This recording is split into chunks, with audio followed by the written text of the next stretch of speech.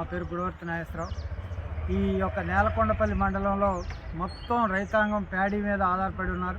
అటువంటిది వారం రోజులు అవుతుంది వరి కోతలు మొదలై ప్రభుత్వం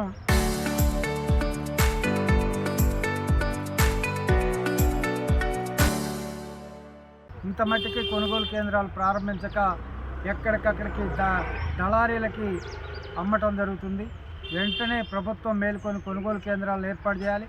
అలాగే ఈ మండలంలో 2000 నుంచి 3000 మట్టికి ఎకరాల వరకు మొక్కజొన్న వేశారు.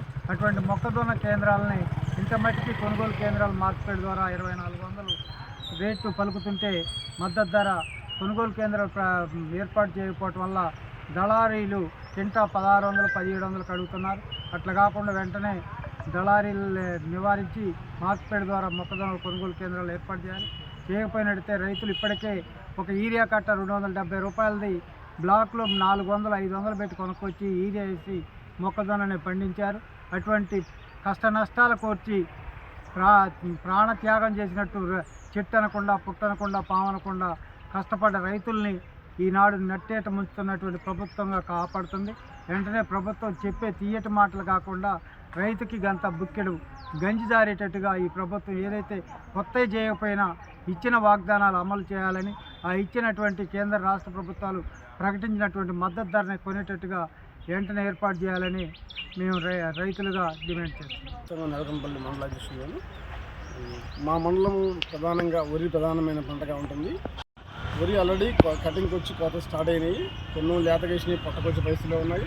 ఆల్రెడీ కటింగ్ వచ్చిన వాటికి ఇప్పటిదాకా కూడా మన కొనుగోలు కేంద్రాలు ఓపెన్ చేయక రైతులు బయట మిల్లుల దగ్గర, ప్రైవేటు వ్యాపారస్తుల దగ్గర దేనస్థితిలో రైతులు ఉన్నారు. ఈరోజు పచ్చొడ్లని, ఎండుడ్లని రకరకాలుగా తేమ పరిస్థితి శాతంతో రైతులను మోసం చేస్తున్న పరిస్థితి ఉంది.